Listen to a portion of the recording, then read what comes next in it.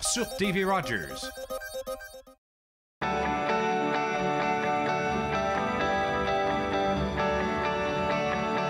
Vous regardez TV Rogers, Ottawa.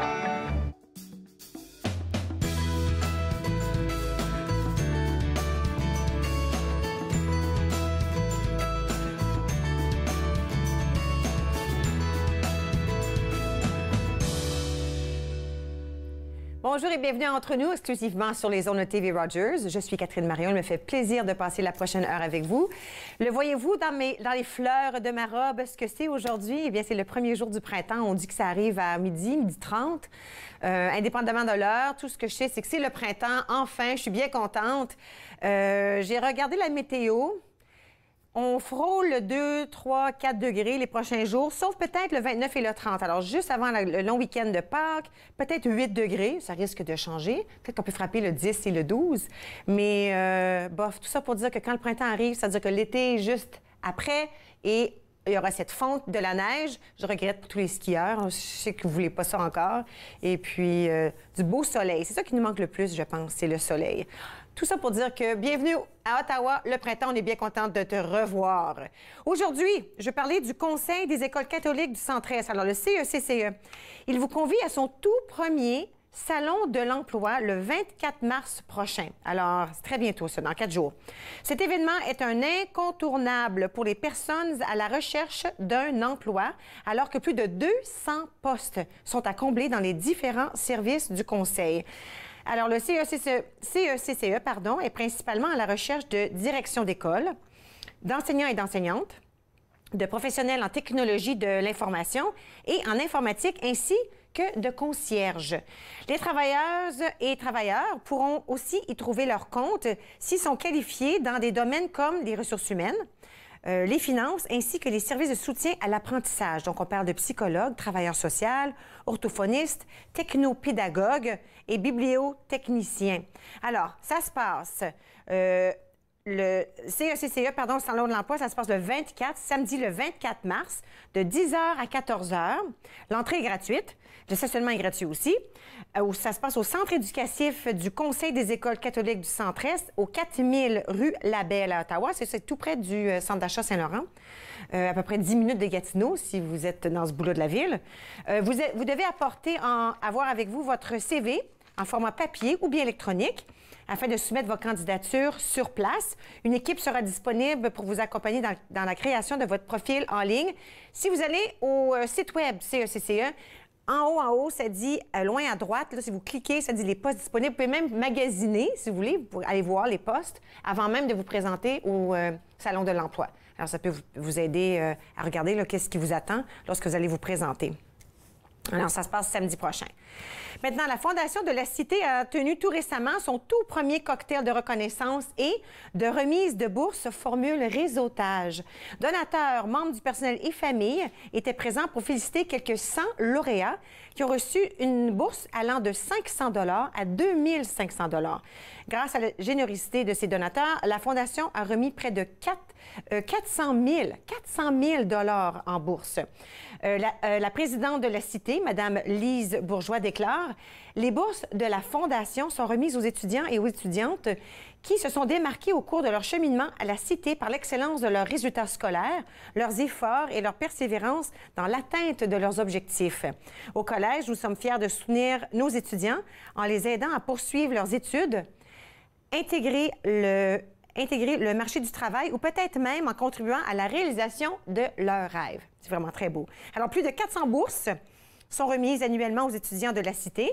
L'impact de ces bourses n'est pas uniquement financier. En effet, elles permettent aux étudiants de faire ressortir leur talent et leur passion. Et de plus, c'est une façon de les féliciter pour tous leurs efforts qu'ils déploient tout au long de leurs études. J'en ai parlé hier, je veux le rementionner aujourd'hui, il n'est pas trop tard. Grace Brocha, la jeune fille que nous avons interviewée ici la semaine passée, elle a 11 ans. Elle est la fondatrice de l'événement 100 enfants d'Ottawa. Alors, elle fonde le tout premier rendez-vous de cet événement. Ça va se passer le 22 mars. Alors, on parle de 2 jours à l'Hôtel de Ville. On invite les jeunes de 6 ans, très petits, à 16 ans à participer.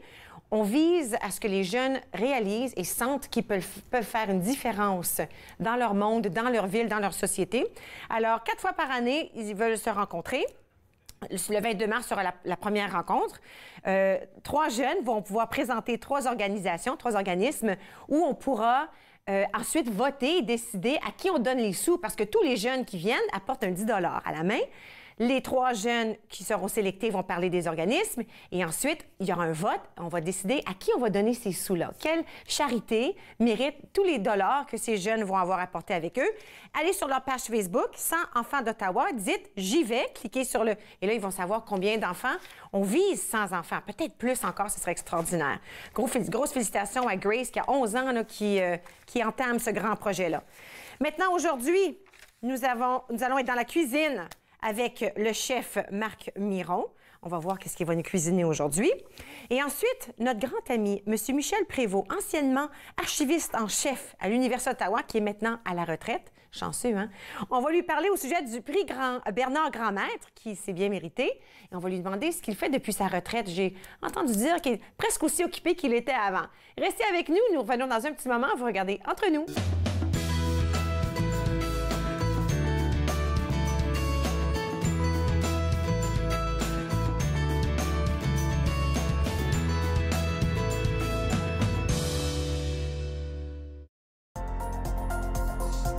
L'émission suivante vous est présentée par la télétransportée Rogers. Profitez du contenu exclusif gratuitement. Disponible au www.rogersanyplacetv.com.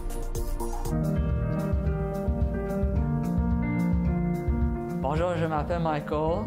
Mon spécialité, c'est faire la caméra. Les nouveaux bénévoles, quand ils ne savent pas quoi faire pendant le mobile ou n'importe quoi, comment bien rouler un câble, là, la personne, il dit « Va voir Michael parce que lui, il sait comment bien rouler. Si tu aimes faire des vidéos, tu peux venir à Rogers, tout à coup, il peut te montrer comment bien monter un bon reportage. »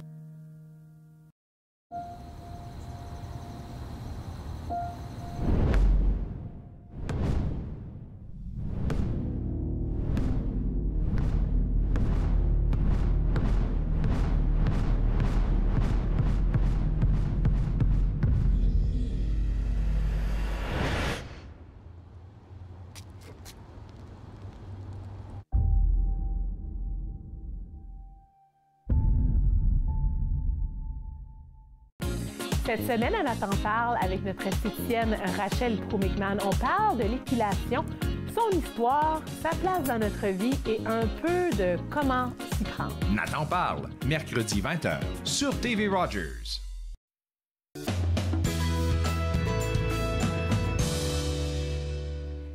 Vous êtes de retour entre nous sur les ondes de TV Rogers. Je suis toujours très contente quand je suis dans la cuisine parce que ça veut dire qu'il y a un chef avec moi. Puis aujourd'hui, c'est pas n'importe quel chef, c'est notre chef. Chef Marc Miron de Cuisine et Passion qu'on peut retrouver ici à TV Rogers. Oui. Ça va bien? Sous le nom Passion Cuisine. Passion Cuisine, c'est moi qui l'ai mis à l'envers.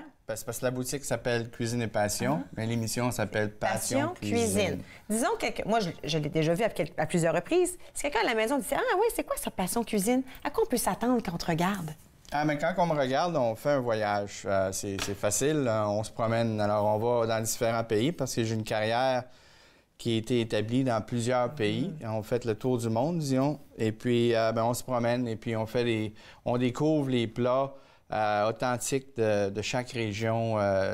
L'Asie, le Canada, les États-Unis, la Thaïlande, etc., etc. Wow! Puis chaque région doit avoir ses saveurs, ses épices, les choses qui poussent dans leur pays. Ça doit ajouter au goût de... Parce que chez nous, il y a des... Tu sais, je veux dire, il n'y a pas d'ananas qui pousse chez nous, là, tandis que dans d'autres pays, tu sais...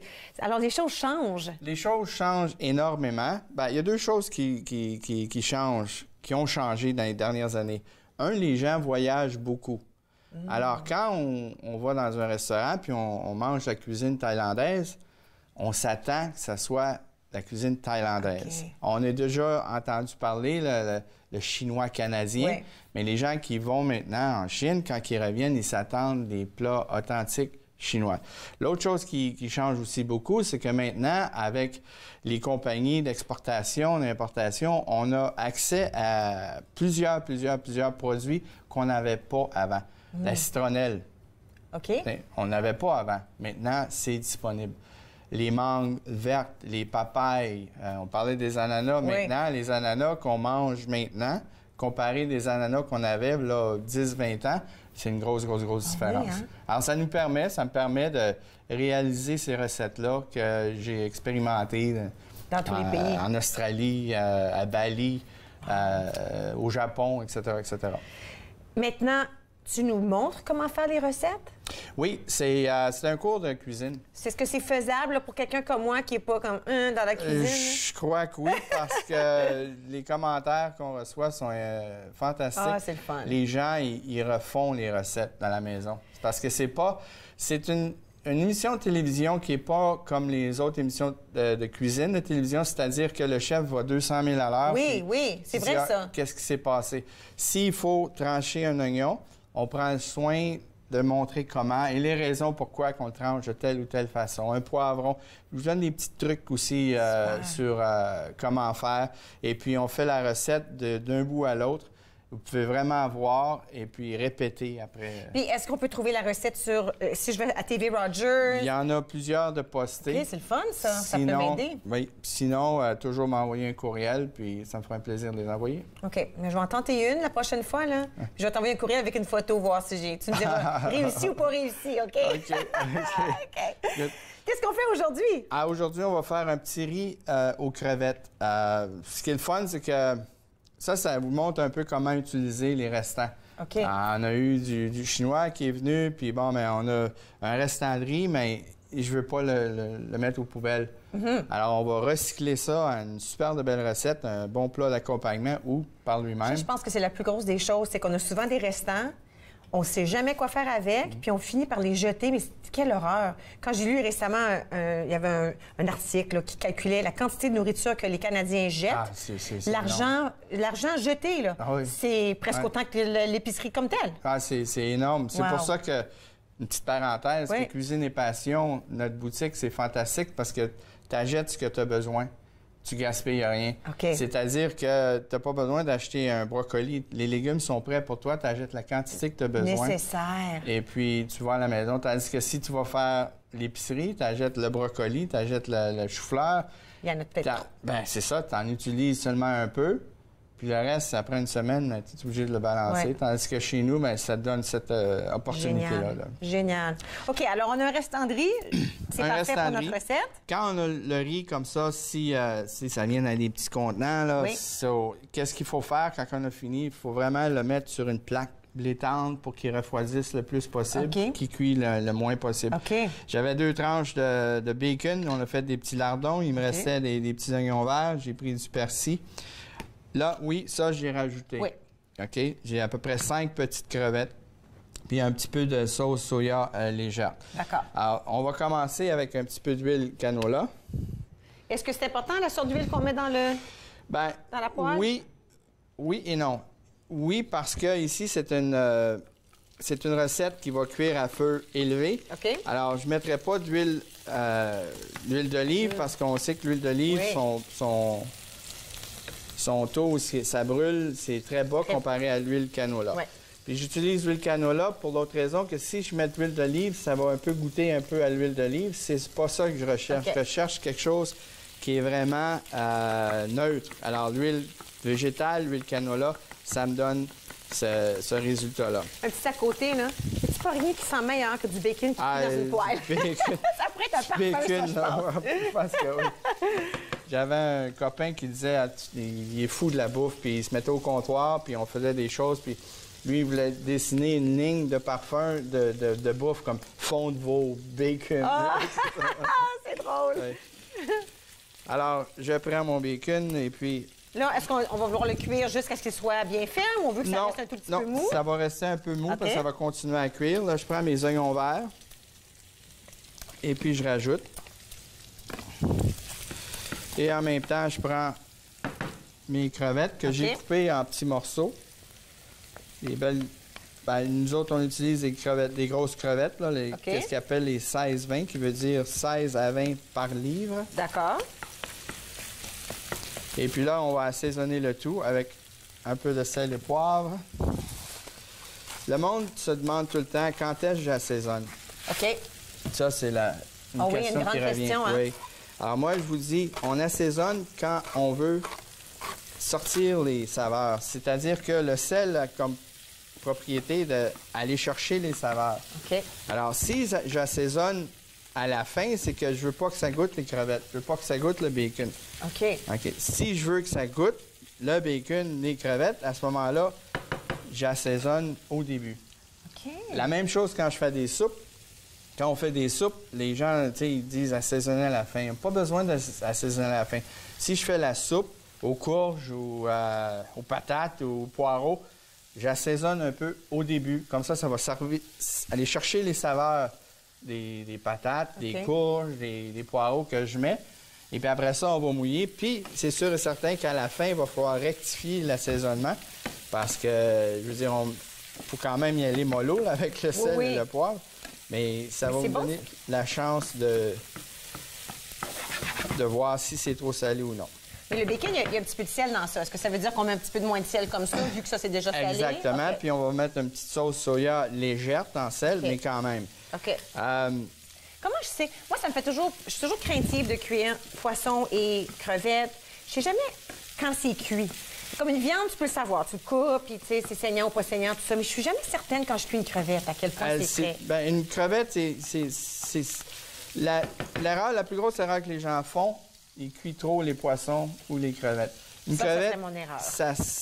Quand ça commence à changer, là, un peu rose, si on veut, à ce moment-là, ça, c'est presque cuit. On peut voir même, si on regarde, c'est encore un peu cru, mais c'est presque là. Mais là, ça veut dire que ça me donne le temps de rajouter mon riz. OK. Parce que ça va continuer de cuire. Exactement. Okay. Et puis, on rajoute pas d'huile, puis j'ai mis juste un petit peu d'huile au début. Oui.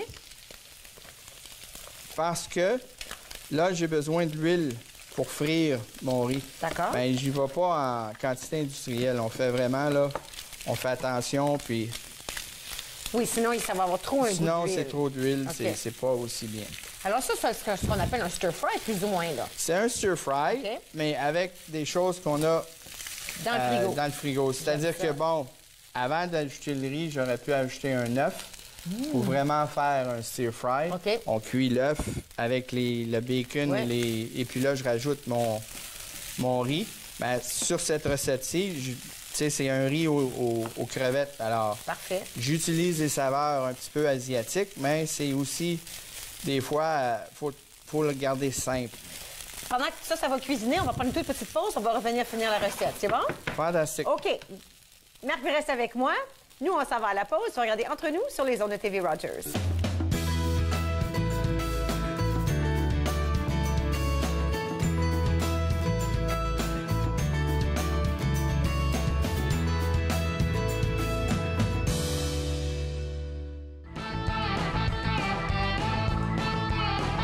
Je voulais sacrer mon camp, mais je peux pas passer le quart de porte.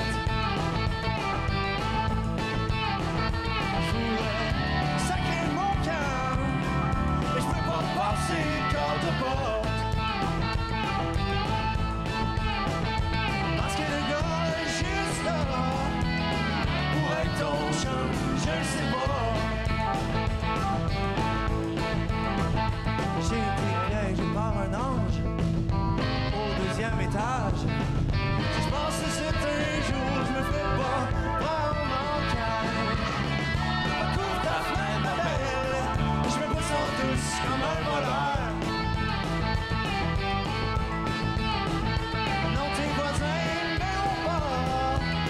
J'ai un culot dans la noirceur.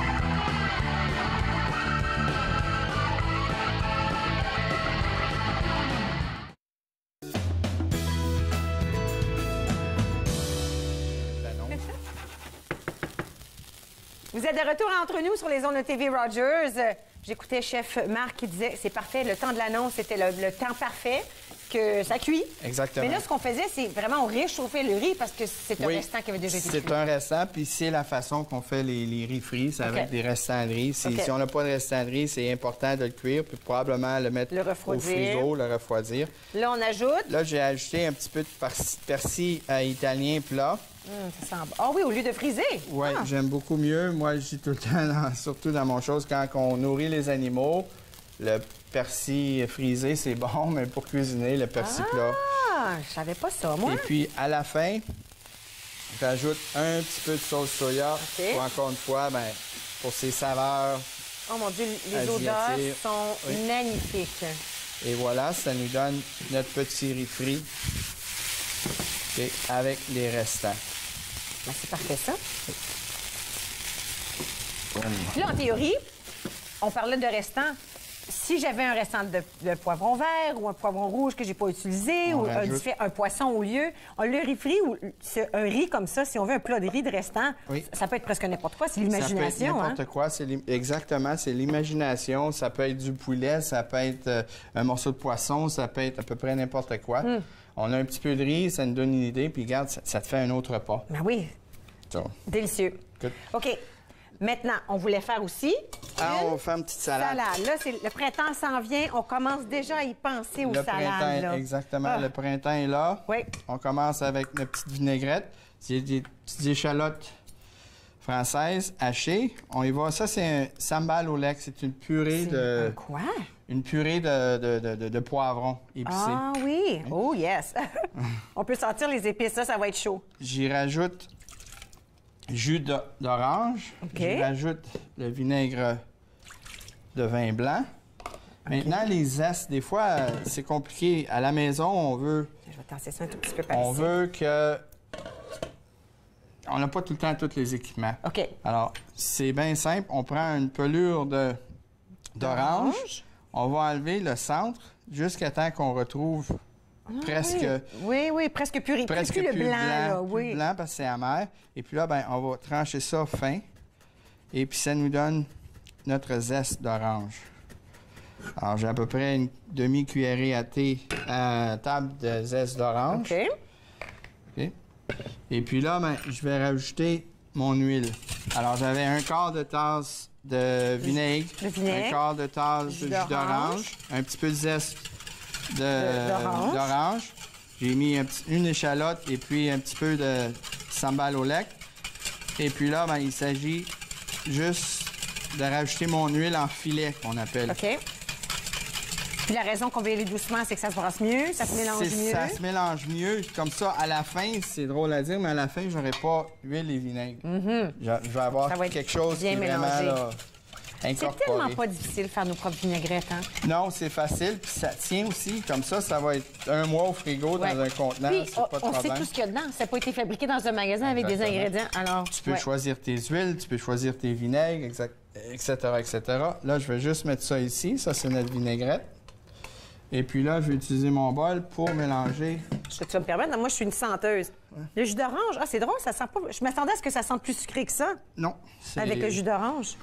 Là, j'ai du brocoli. OK. Ce que j'ai fait avec le brocoli, c'est simple. J'ai pris mes petits brocolis, j'ai enlevé les tiges à l'extérieur. Puis là, ben, il s'agit seulement de le couper. Ah! J'ai jamais vu ça couper comme ça! Oui. C'est génial, ben, ça! Ça va enrober beaucoup plus la vinaigrette. Puis là, ben, le brocoli, moi, j'utilise toujours cette partie-là. On en coupe un peu. OK. Un peu. OK. J'en coupe un peu. Puis le reste, ben, je vais aussi le hacher pour le mettre dedans. Parce que pour moi, le brocoli, c'est ça la meilleure partie. C'est pas la fleur, c'est vraiment ça. Moi, j'ai toujours pensé, bof, la tige, on s'en sert jamais. Non, c'est moi, on l'utilise tout le temps, même quand on fait des légumes. Puis ça, ben, ça vient un petit peu de l'Asie, mon tour en Asie, que là-bas, ils utilisent absolument tout. Ils gaspillent rien. Là. Non, exactement. Tout est utilisé. Là, alors, on a le brocoli. J'ai des oranges que j'ai mis en dés. OK. Comment tu l'as appelé, la salade au début, la salade à l'orange? Brocoli. C'est le brocoli orange et graines de sésame. Ah! Alors, j'ai des graines de sésame on a les graines blanches qu'on a toastées, des graines noires. Et puis, j'ai aussi des petits canneberge sec. OK. Fait que ça, on parle d'une vraie salade d'été un petit peu Une sucrée. vraie là. salade, exactement. OK. Ça, un peu de sel, un peu de poivre. Et puis là, je prends ma vinaigrette. On va lui donner un petit twist. Je ne l'ai pas tout mélangé tout de suite parce que probablement, je n'ai pas besoin de tout. Comme ça, je peux garder le reste. Compris. Il s'agit de bien l'enrober. Oui, et puis là, de bien observer si tu en as assez ou pas assez, si tu vas en ajouter. C'est ça. Alors Comme là, on là, mélange. on va bien mélanger.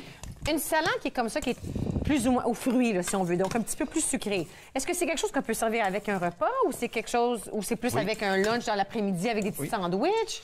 Non, je pense que ça peut aller avec un repas. On a une salade, nous, qu'on fait. C'est une salade d'orange avec les dattes et des amandes. OK. Et puis, c'est super populaire. Puis souvent, quand on fait les sandwichs pour un catering, pourvoyeur, les gens, ils demandent cette salade-là. C'est une super de belle salade qui va bien. Le sandwich, c'est pesant. Ça, c'est une belle salade, oui, de fruits, mais qui s'apprête bien. Puis maintenant, je donne un exemple, les melons d'eau. Oui. C'est rendu la tomate moderne. Ah oui, Alors, hein? on fait plein de salades de melons d'eau. C'est vraiment bien. Puis avec les barbecues d'été, il n'y a rien de mieux que ça. Alors, Ben. tu fais un steak sur le barbecue puis une salade comme ça à côté, ça serait parfait. Ben oui. Imagine melon d'eau et fromage feta. Ah, Ça ben se là. marie super, super bien. Puis à côté d'un steak, ça va être aussi super. Alors voilà, on a nos deux belles recettes pour aujourd'hui. Notre petit riz frit Le riz avec frit. crevettes. Et puis notre petite salade aux saveurs orange. Et puis graines de sésame. Et puis là, le restant de notre restant de vinaigrette, on pourrait mettre ça au frigo. On peut le garder au frigo. Et puis, ça va durer, comme je dis, à peu près un mois, là, bien fermé au frigo, il n'y a pas de problème. Ouais, on a juste besoin de le brasser un tout petit peu avant de t'en servir la C'est- prochaine fois. C'est ça. Il s'agit de... Puis ça pourrait peut-être même une différente salade. Dans le fond, si les ingrédients sont différents, Oui. on peut l'utiliser Oui, sur une... imagine-toi une salade de choux. Ah oui! Tu sais, une belle salade de choux, souvent, les gens sont tannés, c'est crémeux des fois. Mais ça, avec une salade de choux, ça serait fantastique. Wow! Quel est le site web où on peut le trouver? Chef Marc. Chef Marc, cuisinepassion.ca. Parfait. Et puis, tu es sur Twitter, je te vois toujours là. Tu mets Twitter, toujours qu'est-ce qui s'en Instagram. vient à Passion Cuisine. On peut toujours voir qu'est-ce qui s'en Oui. vient. Et puis, les recettes. Instagram, et puis les recettes, comme je vous dis, s'ils ne sont pas postés soit sur notre site Oui. ou soit sur le site Rogers, ça me fera plaisir de les envoyer. Merci beaucoup. Là, tu me donnes le goût de de dîner et de 2 au printemps. Et voilà. Le printemps et l'été, les barbecues. Mon job est fait. Oui, c'est ça. Merci beaucoup. OK, alors nous allons prendre une toute petite pause. Et puis à notre retour, vous allez le reconnaître, nous allons discuter avec M. Michel Prévost. Restez avec moi, vous regardez Entre nous sur les ondes de TV Rogers.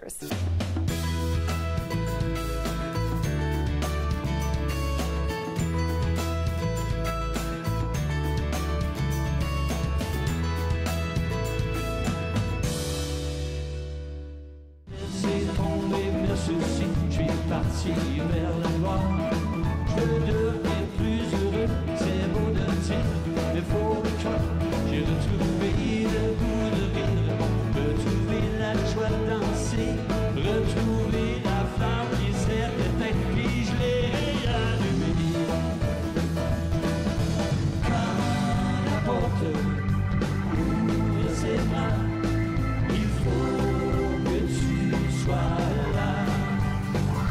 Il y a tellement de monde qui passe, plus profond que toi et moi. Quand la grande porte s'ouvre, c'est important que tu y sois.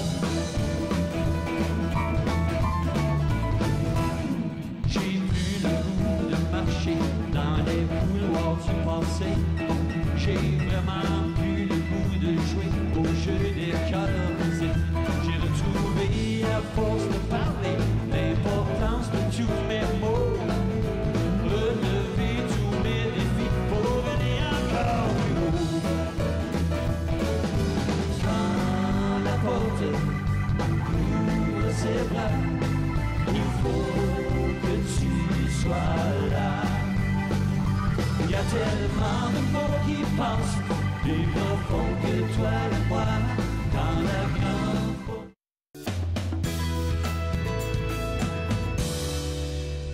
Vous êtes de retour entre nous sur les ondes de TV Rogers.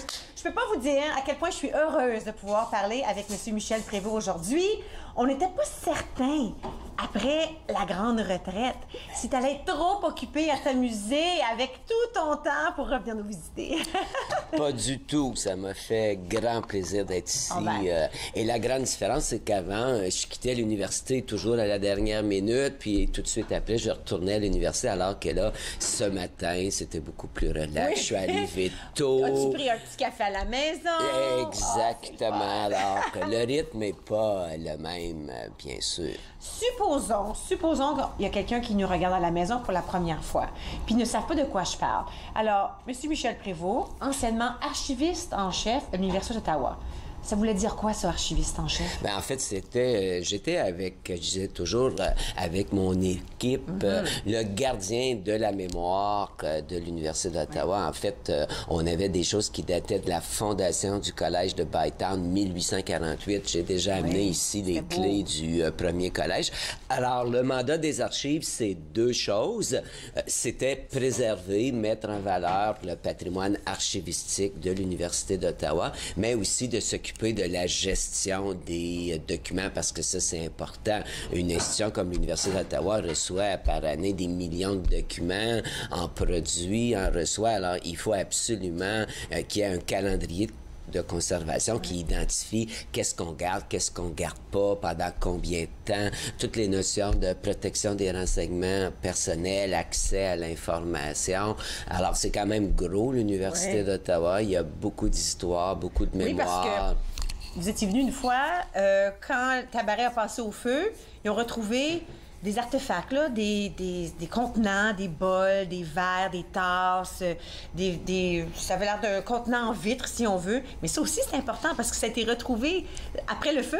Ben oui, le feu a eu lieu le 2 décembre 1903, puis on a retrouvé ça dans les années 2010. Alors, c'est passé plus d'un siècle sous la terre. Et moi, ce qui m'avait le plus étonné, c'est de voir qu'il y avait des contenants qui étaient intacts. Parfait, là. presque, Ben oui, exactement. Alors, tu survis à un grand feu et en plus, tu passes un siècle sous la terre et voilà que tu as des beaux artefacts, là. Ça avait été une belle découverte. Est-ce que c'est des choses qu'on peut voir? Est-ce qu'il y a quelque chose à l'université où on peut voir ces choses-là ou pas? Non, vraiment? il faut aller aux archives. Okay. Et si, Parce que parfois, il y a des expositions, Okay. là, mais tout ça est bien conservé aux archives. C'est dans des dépôts avec humidité, température contrôlée, mais c'est accessible.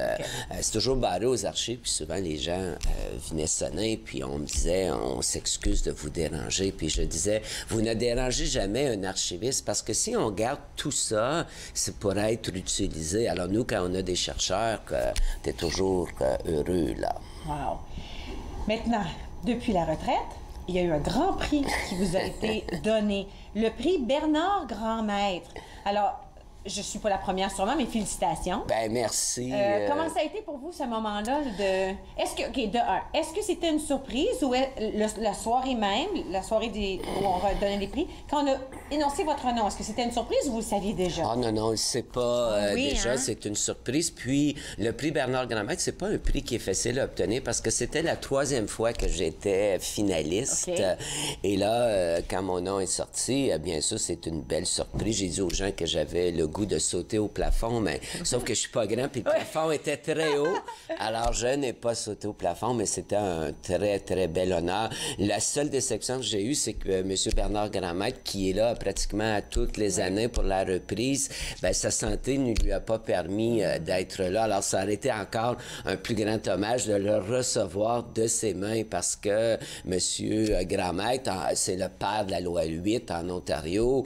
C'est quelqu'un que j'ai toujours admiré et de recevoir le grand prix qui porte son nom, ben, c'est un très, très grand honneur. Je vous dirais en 2 mots, c'était une immense fierté parce que c'est une belle reconnaissance pour le patrimoine. Ben, c'est ça. Alors, peut-être qu'on peut décrire le prix. Alors, on donne le prix Bernard Grandmaître à la personne qui...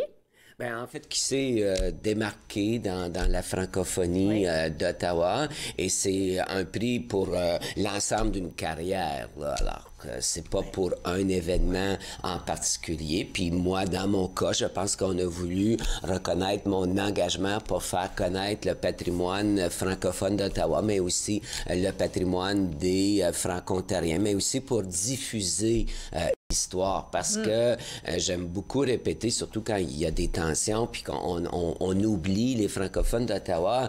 Je leur dis toujours, n'oubliez pas que les francophones sont à Ottawa depuis les premiers jours de la création de Bytown en 1826, puisque les francophones sont venus ici pour creuser le canal Rideau avec le colonel Bay. Alors, ils sont ici depuis les premiers jours, et quand on fait sentir aux francophones qui n'ont pas leur place ici, ben moi, ça me choque beaucoup. C'est parce qu'on a cette méconnaissance de l'histoire, puis on oublie qu'encore dans les années 60-70, on pouvait vivre entièrement en français dans les quartiers comme Vanier, la Basse-Ville, Sirville, maintenant la Grande-Ville, Orléans, Notre-Dame-des-Champs. Alors, quand moi, on fait sentir que les francophones n'ont pas leur place ici, ça me révolte, mais je dis, c'est parce que vous ne connaissez pas l'histoire.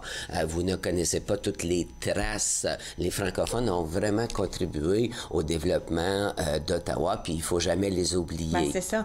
C'est drôle parce que hier, on avait une invitée, là, j'oublie son nom, auteur d'un livre qu'elle présentait, puis c'était justement la francophonie à travers Ottawa, depuis les années, depuis toujours, là, mais depuis les années 60 surtout, puis elle disait justement dans l'endroit du Libretons, puis dans le Bytown, où ce qu'on avait exproprié ces gens-là, on les avait tassés, puis je m'étais dit, wow, c'est pas quelque chose... Moi, je suis arrivée à Ottawa en 83, disons, puis je me souviens pas qu'à l'école, je suis allée à l'école franco-française, catholique, on m'a jamais raconté l'histoire de pourquoi on avait décidé que ces gens-là devaient se tasser de ces coins-là. Tu sais, qu'on les avait juste... Oui, oui. Enlevez-vous. Bien, parce que c'était les plus vieux quartiers historiques. C'était aussi souvent des quartiers ouvriers. Alors, dans les années 60-70, on a voulu embellir. On a voulu élargir les routes. Alors, malheureusement, c'est les quartiers historiques qui ont écopé. Et à Ottawa, ces quartiers-là étaient où les francophones habitaient. Alors, les plaines bretons, les francophones n'étaient pas majoritaires, mais il y avait quand même énormément de francophones là. Et dans les années 60, on a exproprier tout ce monde-là. On a fait la même chose dans la Basse-Ville d'Ottawa, mais il faut faire attention. Parfois, les gens de la Basse-Ville ont l'impression que c'est un complot contre les francophones, mais je disais, non, regardez, on a fait la même chose dans le Viol à l'époque. On a fait la même chose à Montréal pour construire Radio-Canada à Québec. C'était une période où on voyait le progrès par les grandes routes, les autoroutes. Les maisons anciennes, c'était perçu comme le passé, puis là, on voulait embellir, alors qu'aujourd'hui, on se dit, mais est-ce qu'on a vraiment embelli? Au contraire, on a détruit le tissu social des quartiers, on a détruit notre patrimoine. Et c'est pour ça qu'aujourd'hui encore, quand on a des projets pour démolir notre patrimoine, je dis toujours, oui, mais on a tellement démoli, il faut préserver ce qui nous reste. Puis surtout, si on veut donner un sentiment de fierté et d'appartenance aux jeunes, il faut leur montrer des choses concrètes. D'où on venait? Oui, puis pas seulement mettre un panneau puis dire, ben ici, il y avait une magnifique école, ici, il y avait une magnifique église, ici, il y avait un bâtiment où habitait un des héros de la francophonie d'Ottawa. Il faut les garder, ces bâtiments-là, puis ça, c'est une lutte constante. Mais c'est justement parce que, encore, je reviens à hier, elle parlait de la grande rue devant le musée de civilisation. Mais là, je pense que c'est le musée canadien de l'histoire maintenant, pardon. Mais toutes ces maisons-là, en avant, il y en a plusieurs d'entre elles. Il y en a quelques-unes qui datent d'avant 1900, d'autres de 1910, tout ça. Puis là, il y a des grandes tours qui veulent se faire construire. Puis elle disait un tout petit peu ce que vous dites. C'est d'héritage dans ces maisons-là qui sont là depuis 1900, 1910. Tout à fait. Surtout le quartier dont vous parlez, là, a brûlé en 1888, mais n'a pas brûlé dans le grand feu. Alors, la plupart des bâtiments dans ce quartier-là ont été construits après, ont été construits après 1888, mais certaines maisons avaient échappé par miracle au feu. Mais tout ce qui date du 19e siècle dans notre région, là, c'est toujours exceptionnel parce que à cause des grands feux, des démolitions. Alors, c'est des joyaux de notre patrimoine, mais malheureusement, on veut densifier les centres-villes. On sait que la région d'Ottawa-Gatineau, il y a une grande croissance démographique. Alors, c'est tentant de démolir ces petites maisons victoriennes-là pour construire à la place une grande tour où, au lieu d'avoir une famille, bien, on va avoir quelques centaines de personnes qui vont habiter là. Pour les municipalités qui ont toujours besoin d'argent, c'est sûr qu'on dit, wow, toutes les taxes que ça va rapporter. Alors que moi, je dis, les gens du patrimoine, on dit non, c'est important de préserver nos quartiers historiques. Wow. Tellement intéressant. Je vais aller à la pause. Déjà? Déjà, ouais, ben écoute, ça passe tellement vite avec toi. On va aller à la pause, puis peut-être qu'en revenant, on peut continuer la discussion, mais aussi on veut s'informer. Qu'est-ce que tu fais maintenant de tes journées à la retraite? Je m'ennuie. Nous autres, on s'ennuie, toi. Non. OK, alors, nous allons à la pause. Monsieur Michel Prévost reste avec moi. Vous regardez Entre nous sur les ondes de TV Rogers.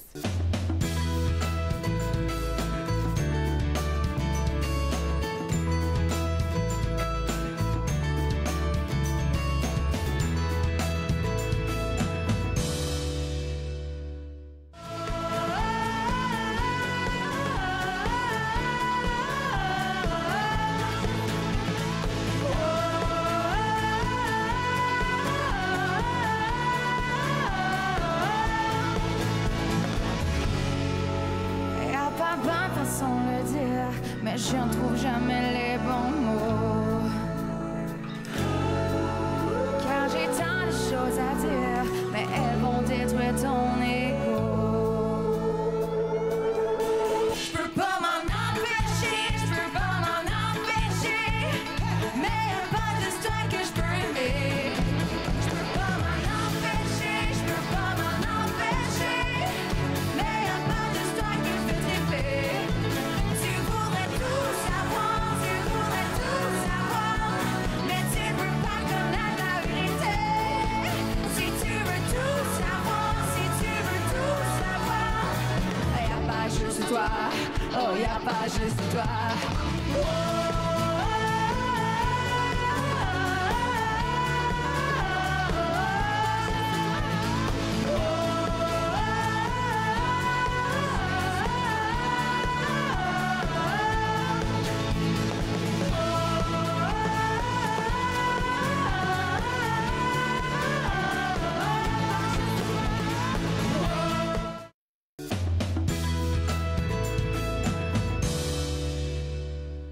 Vous êtes de retour entre nous sur les ondes de TV Rogers. Monsieur Michel Prévost, toujours avec moi. Je ne sais pas comment on devrait dire maintenant. Est-ce qu'on dit anciennement archiviste en chef à l'Université d'Ottawa ou est-ce qu'on dit heureux retraité? Bien, je pense que comme j'ai été à l'université pendant 40 ans, je vais jamais couper les liens. Puis j'ai quand même été l'archiviste en chef de l'Université d'Ottawa pendant 30 ans. Alors, quand on me présente comme l'ancien archiviste de l'Université d'Ottawa, ça me fait toujours plaisir. Moi, ça me fait plaisir de dire ça parce que c'est comme ça qu'on se connaît d'ailleurs parce que à chaque fois que tu viens nous visiter, on parle de choses, des archives, des choses anciennes, importantes, qu'on ne veut pas oublier, qui demeurent là, que le public peut voir, comme on a mentionné. Puis durant la pause, Yolande nous disait à quel point il y avait comme une trouvaille. On jetait des choses, on faisait un ménage dans un deuxième sous-sol. Je ne savais même pas qu'il y avait un deuxième sous-sol. Puis on a dit, bof, viens voir juste au cas. Imagine. Oui, alors, en fait, j'ai déjà rencontré cette histoire-là qui est vraiment un des plus beaux moments de ma carrière. Un jour, je reçois un appel de l'Université Saint-Paul. Le vice-recteur de l'Université Saint-Paul me dit « On est en train de faire le ménage dans notre deuxième sous-sol. » C'est creux, ça. Oui. Puis, à l'Université Saint-Paul. Oui, à l'Université Saint-Paul. Et il me dit « Avant qu'on jette, est-ce que tu viendrais voir s'il n'y aurait pas des documents intéressants? » Alors, j'arrive là et...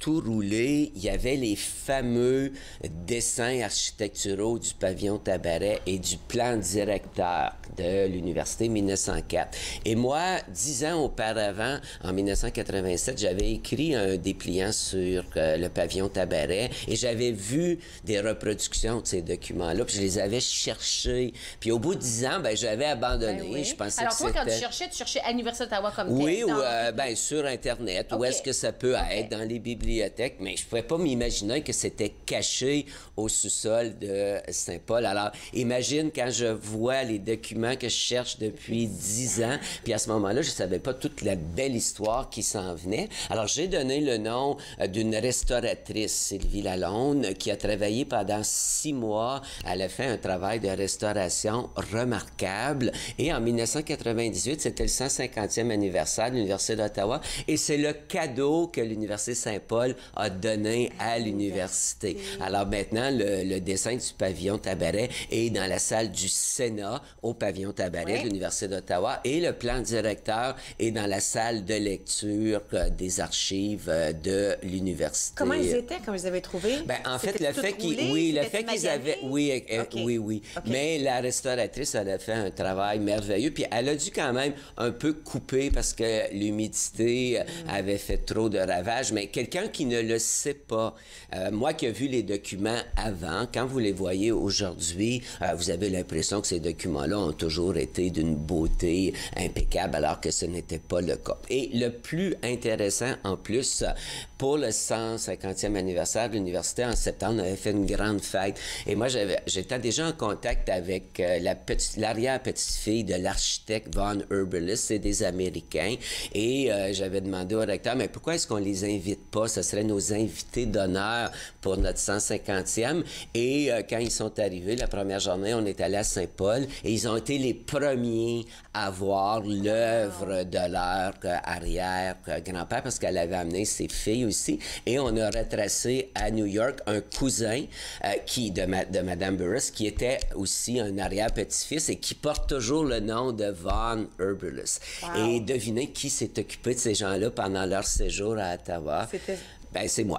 Alors, souvent, j'ai souvent dit, les gens ont la perception que, archiviste, ça doit être un métier assez tranquille ou même des fois les gens pensent ennuyant, là, alors que ça peut être tellement excitant. Mais je ne dis pas que c'est comme ça à tous les jours, mais ça, c'est vraiment un beau moment de ma carrière, même à la retraite, jusqu'à la fin de mes jours, je n'oublierai pas cette belle aventure. Imaginer l'appel.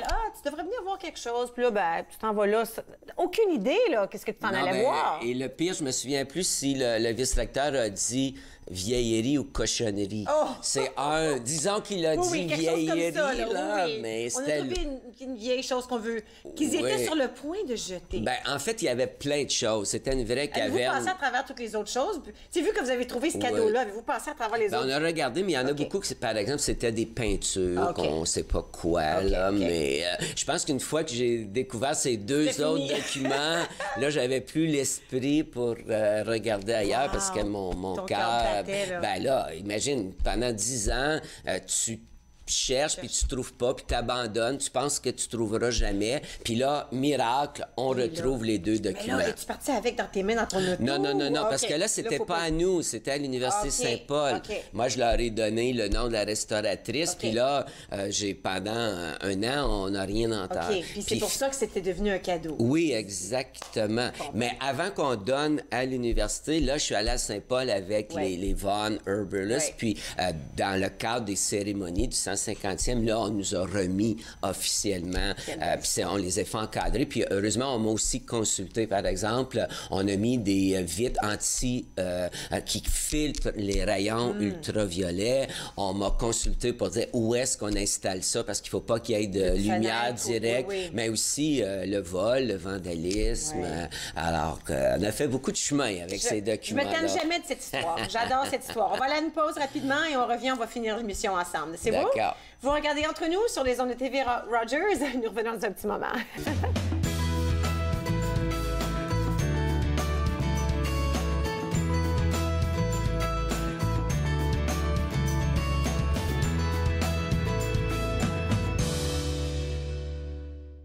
C'est toujours la même chose chez moi.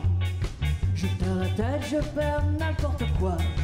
Quand je sens que l'amour est proche, j'écoute rien que le bourdon des cloches. Oh, secours, crie les voix dans ma tête. Je me sens folle, je me sens belle. Je ne veux pas éteindre la larme. C'est comme ça que tu me désarmes. Voilà, c'est moi, c'est on ne peut rien changer. Voilà, c'est moi, c'est ce que je fais. Je tombe, je suis tombé pour toi. Je tombe à chaque fois.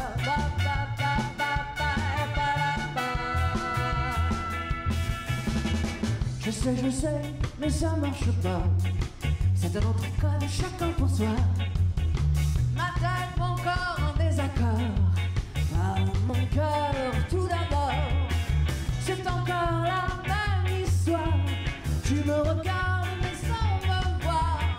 Je te donne tout et j'ai bien tort. Je me suis jeté moi-même dehors. Voilà, c'est moi, c'est ce que je fais. On ne peut rien changer.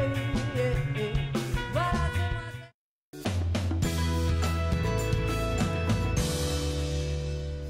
Vous êtes de retour entre nous sur les ondes de TV Rogers. Monsieur Michel Prévost, toujours avec moi. Parlons maintenant de la retraite. Que se passe-t-il depuis cette retraite?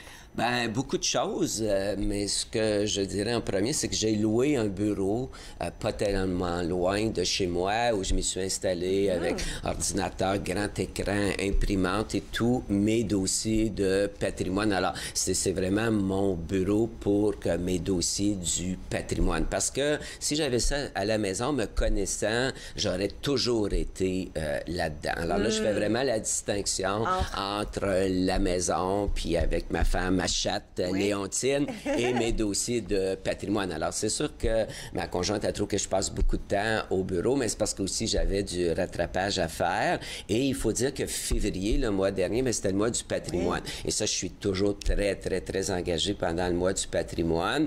Et quand j'ai reçu le prix Grand Maître aussi, ma boîte courriel a été inondée. C'est incroyable. Puis moi, j'aime bien répondre aux gens personnellement avec un petit mot. Alors, ça prend beaucoup de temps. Mais dans le fond, il y a une partie de la vie que j'avais avant qui continue.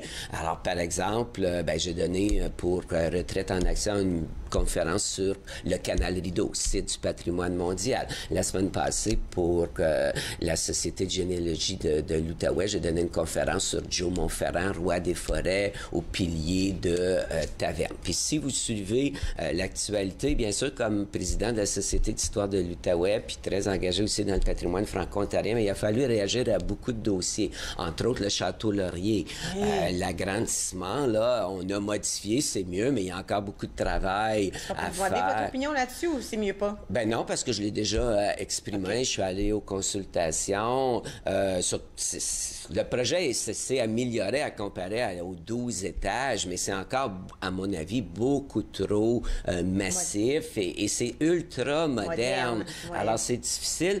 Mais c'est vrai qu'on dit bien que de l'avant, du côté, mais c'est vraiment à l'arrière. Quand on est dans le parc majeur, Major Hill, ça vient beaucoup modifié. Puis aussi, du côté de l'Outaouais, de Gatineau, ça va venir changer complètement parce que, rappelez-vous, le dollar canadien, si on voulait avoir la plus belle vue du Château Laurier, de la colline parlementaire, de la rivière, on prenait les photos de l'autre côté. Alors, je dis pas qu'il n'y a pas eu de l'amélioration de fait, mais à mon avis, on va démolir le stationnement. Bon, on devrait construire quelque chose avec le même gabarit et quelque chose qui devrait mieux s'harmoniser avec le Château Laurier. Ensuite, un autre dossier, c'est l'église de Fournier qui, finalement, le conseil municipal devait désigner. On a retiré la demande de désignation et là, ce qu'on a prévu, c'est que l'église va rester ouverte pendant 5 ans, puis après ça, on ne sait pas, elle pourra être... L'église Fournier, elle est située où?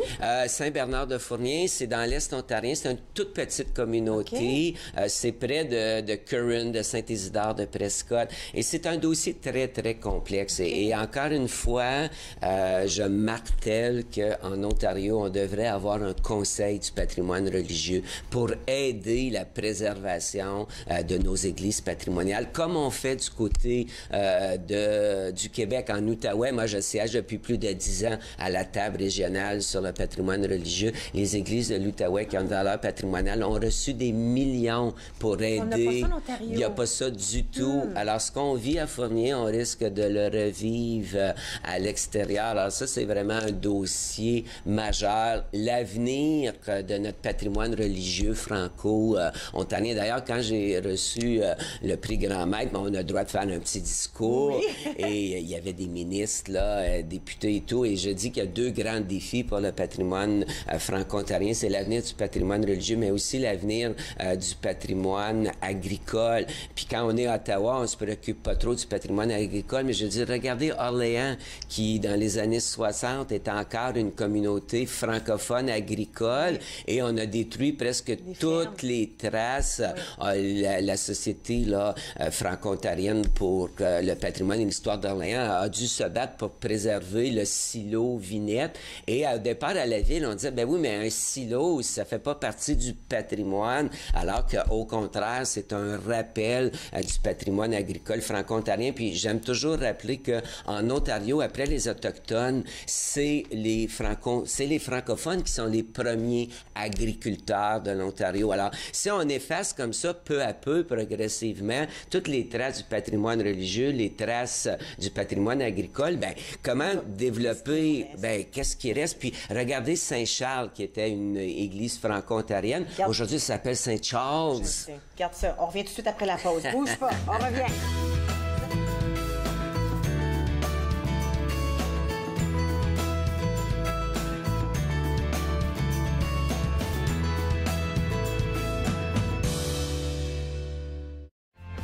Family, it's just extremely important. People move around, connected for success. It's just made it so much easier.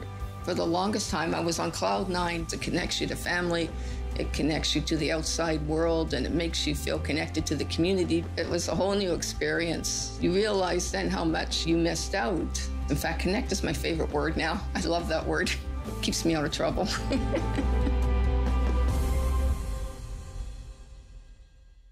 Exposés, discours, conférences. C'est à Podium que vous les retrouverez. Il y a eu différents événements déclencheurs. On se comprend qu'être artiste, c'est pas une job normale.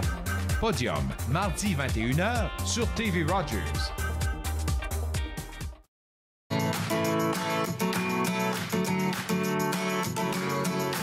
Bonjour, moi c'est Léonard. J'ai une amputation au bas jambe. Ça, c'est ma prothèse de patin. Quand Léonard patine, on la voit heureuse. Faire du patinage artistique, ça la rend fière. Et Léonard, elle a différentes prothèses pour tous les sports qu'elle pratique. C'est une petite fille très active. Toutes les activités à côté qu'elle peut faire, c'est grâce aux amputés de guerre. Merci les amputés de guerre pour ma prothèse de patin. Est-ce que les entreprises franchisées ont leur place sur les campus universitaires? Et donc, devrions-nous les bannir? Pour en savoir plus, écoutez Riposte, votre émission de débat. Riposte, jeudi 19h sur TV Rogers. Vous êtes de retour entre nous. Il nous reste 1 minute à peu près. Monsieur Prévost, qu'est-ce qui s'en vient là pour vous? Bien, en fait, des conférences, mais j'ai hâte. On a parlé du printemps, de l'été. Oui. Bien, je vais continuer à donner beaucoup de visites guidées cet été. Puis, il y a déjà un projet de collaboration avec Rogers pour faire connaître notre patrimoine. Alors, pour moi, même si je suis à la retraite, je demeure quand même président de la Société d'histoire de l'Outaouais, très engagé dans le domaine du patrimoine. Alors, je suis plus l'archiviste en chef de l'Université d'Ottawa, mais je suis encore dans le monde du patrimoine. Les mains dans la pâte encore, comme on dit.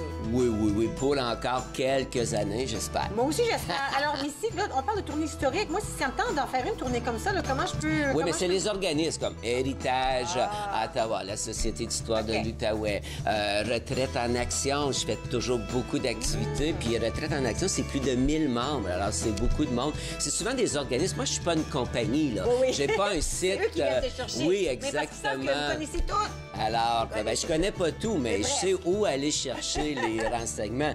Mais il faut faire de la recherche aussi. Là. Merci beaucoup. Ben, merci de m'avoir invité. Votre visite. Oh mon Dieu, c'était le fun. Il faut faire ça encore une autre fois. Ben, je vais revenir. Oh, on dira pas non sans faute. OK. On se retrouve ici demain à la même heure. À la prochaine.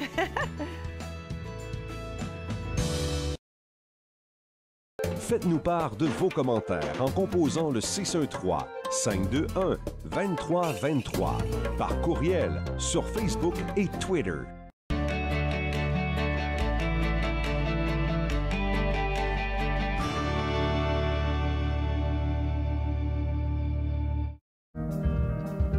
Mon nom c'est Diana Ombé et je suis bénévole stagiaire à TV Runners. Je suis en majeure partie occupée de la Régie Plateau pour l'émission Entre nous et d'acquérir des connaissances sur le terrain. Ici, tout le monde est super sympa, on veut vous aider, on veut vous apporter votre soutien dans les différentes activités à mener. J'ai aussi apprécié le fait que c'est très convivial et qui donne la possibilité aux jeunes de pouvoir exprimer leurs talents et leurs passions. Je pense que Rogers est vraiment le meilleur endroit.